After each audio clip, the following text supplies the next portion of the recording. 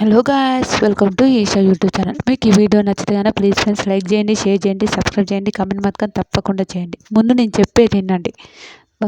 ఏంటంటే రీతు డెమండి ఏదో love track నడుస్తుంది, అది ఓకే. అది కావాలని అదైతే లవ్ ట్రాక్ నడుస్తుంది ఓకే. డెమాన్ కూడా కొంచెం బిల్డప్ చేస్తున్నారులే కానీ ఓకే. నిజం రియల్గా ఒక మనిషి క్యూట్గా మాట్లాడేదంటే డెమాన్ కొంచెం ఓవర్ యాక్షన్ అవుతుందిలే కానీ ఓకే. రీతుని పెళ్లి చేసుకుంటా అని కూడా చెప్తాడు. ఓకే, వంట బాగా చేసింది, పెళ్లి చేసుకోవచ్చు అని కూడా అన్నాడు. అదైతే ఫన్. తన ఫన్ వేలో అన్నాడు, పాపం ఎందుకని అన్నాడు. గేమ్ మాత్రం నిన్న ఇరగదీసిండు అనుకో, ఇరగదీసిండు ఓకే కరెక్టే. కానీ రీతు కావాలని డెమాన్ని అదేంటంటారు క్యాప్టెన్సీ చెయ్యాలని ఆడిందేమో.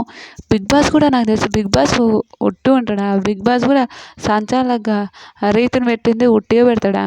ఇది నాకు అర్థమైంది. కానీ రీతు భరణి గారికి అన్యాయం చేసింది, నేనైతే 100% చెప్తా.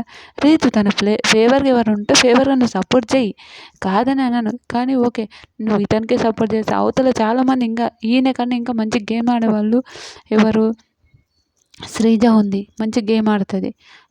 హరీష్ గారు ఉన్నారు. కావాలని అందరికన్నా డిమాండ్ని పెట్టుకోవడం బెటర్ అని ఈమెనే చెప్పింది. పవన్ కళ్యాణ్ బాగా ఆడిండు కొన్ని రోజులు. కానీ రీతు కావాలని ఈయనని పక్క ఎట్టి పరిస్థితిలో ఈయనని కెప్టెన్ చేయాలనుకున్నది, కెప్టెన్ చేసింది. ఆమె పంతాన్ని నెగ్గించుకుంది అనుకోవచ్చు. కానీ ఈ ఫ్రెండ్షిప్ ఇది ఏదైనా సరే బయటుండి ఉంటుందా అంటే లేకుంటుంది. మీకు ఎంతమందికి అనిపిస్తుంది రీతు సంచలక ఫెయిల్ అయిందా కరెక్టా అని చెప్పింది? Please like